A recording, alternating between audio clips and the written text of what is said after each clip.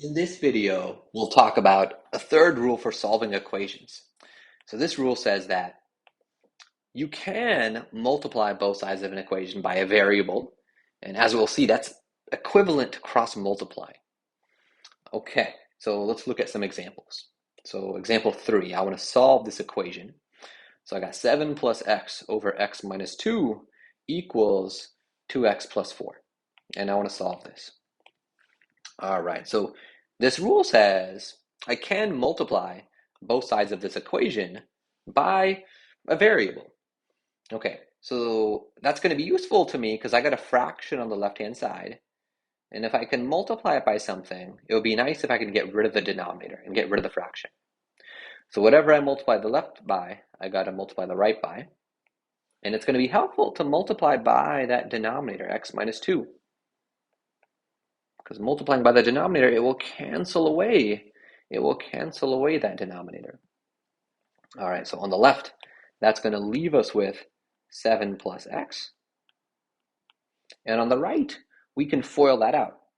So if I FOIL that out, let's see, 2x times x, that's 2x squared. And if I multiply the outer terms together, that'll give me a minus 4x. If I multiply the inner terms together, the 4 and the x, that'll give me a plus 4x.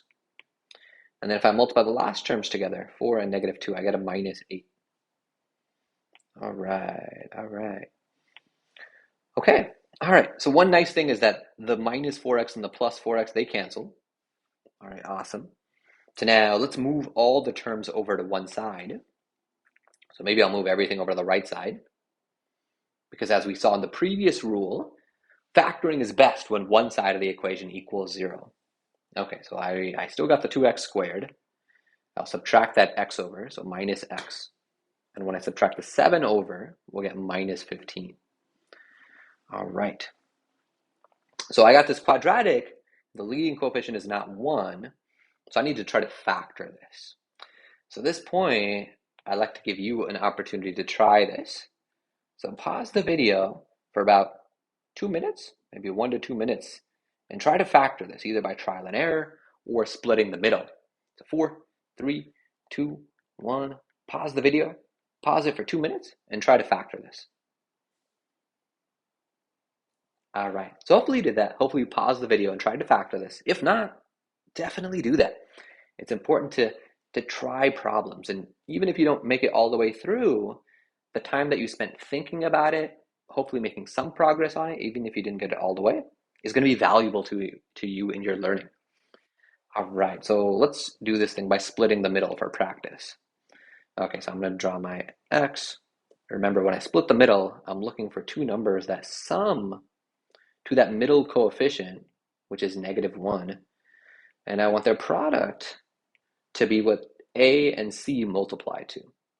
So a is 2, c is negative 15, and they multiply to negative 30. So I need two numbers that sum to negative 1, and they multiply to negative 30. Okay, so negative 6 and positive 5 end up working. Okay, so let's use those to split the middle. So I'll get 0 equals 2x squared. And now the minus x. So the minus x, we're going to split that. I can rewrite that minus x as minus, using those numbers, I got minus 6x and then plus 5x. Okay, so I'm splitting that minus x. Minus x is the same thing as minus 6x plus 5x. All right, and then I still got that minus 15 at the end. All right, so now I have 4 terms on the right-hand side. And with 4 terms, we try to group it.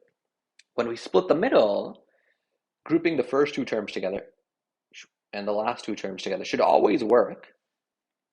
So I got 0 equals, from the first 2 terms, I can take out a 2x. And that'll leave us with x minus 3. From the last 2 terms, we could take out a plus 5. And that'll also leave us with x minus 3. And now this is great because what we like about this is that in the 2 groups, they have a common factor. They got this x minus 3 in common, so we can factor that common thing out. So 0 equals, let's take out that x minus 3. Taking out that x minus 3, and then I start a parentheses and I write all the leftovers. So from the first group, we're left over with 2x. From the second group, we're left over with plus 5. So those are those leftovers. All right, so now I finally got my whole thing factored and it equals 0. Factored and it equals 0. Okay, so for that to happen, either the thing in the first parentheses needs to be 0 or the thing in the second parentheses needs to be 0. So for the first parentheses, well, what would make this thing be 0? It's x equals 3. Okay, and in the second parentheses, you may be able to tell already what's going to make it equal 0. If you weren't so sure, if you couldn't just tell in your head, you could set it equal to 0. 2x plus 5 equals 0. And you could isolate it and solve for the x. So if I subtract the 5, we get 2x equals negative 5. And dividing the 2, I get x equals negative 5 over 2. So that is our other answer here, negative 5 over 2. Negative 5 over 2. Let me just write that 5 better. Okay, so one important thing that we should make sure it doesn't happen is, our original equation over here had a denominator and had the x minus 2 as a denominator. And I should make sure that when there's a denominator like that our answers don't make it become 0. And neither one of them will, because only if I plug in 2 into this will it be bad. So for both of these answers, the denominator is not a problem. So both of these answers are going to work. All right, so these are our answers. All right, let's take a look at another problem. All right, part B. This time I got a fraction equals a fraction. So I got a fraction equals a fraction. All right, so here is what I can do. So the strategy we used from the last example, multiplying both sides to get rid of the denominators, maybe that can help us here. Okay, so maybe multiplying both sides by the denominator can help. All right, so if I do that, if I do multiply both sides by the denominator, how are we going to set that up? Okay,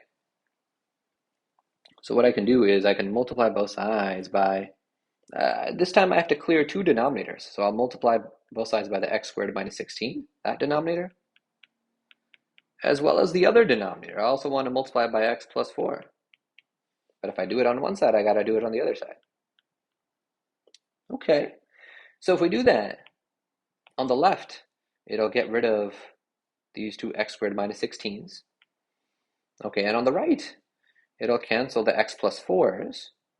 So we'll be left with, on the left, x plus 4 times 2x minus 9. And on the right, we're left with 1 times x squared minus 16. And notice, well, that's the same thing. That's the same thing that we would have gotten if we cross-multiplied. This is actually why cross-multiplying works. You're just multiplying both sides by the denominators, and that gives you what you get when you cross-multiply. So we could have come to this step right away just by cross-multiplying, but I wanted to show you why cross-multiplying works. Okay, so now let's expand everything. So on the left, if I FOIL it out, let's see, multiplying the first terms, I get 2x squared. I'll get a minus 9x from the outer terms, plus 8x from the inner terms. That's minus x. Multiplying the last terms, I'll get a minus 36. And then 1 times something, that's just that something, x squared minus 16. All right, so now let's move everything to one side. Maybe I'll move it all to the left. So if I subtract the x squared over, 2x squared minus x squared, that's x squared. I'll still have the minus x. And if I add 16 over to the left, I'll get minus 20. Minus 20 and it equals 0. All right, nice. So now this is a quadratic. Let's try to factor this thing. So this quadratic is easier to factor because the leading coefficient is a 1. So I'm just looking for 2 numbers that add up to -1, the middle coefficient, and they multiply to -20. So it looks like -5 and +4 are going to do the trick. All right, so I got it factored. It equals 0. So now I can go ahead and write down my answers. From the first parentheses, what makes that be 0? It's x equals 5. From the second parentheses, what makes that be 0? -4. -4. Okay, so let's be careful. We're not done. We got to ask ourselves, because there were denominators in this original equation, do either of these answers make a denominator be 0? And it turns out one of them does. The -4, if I plug it in actually into both denominators, makes both of them be 0. So it is extraneous. It's extraneous. It actually makes both denominators be 0. Makes both denominators equal 0, and that's bad. 5 is okay, though. It doesn't make the denominator be 0. So overall, this just has one answer. X equals 5.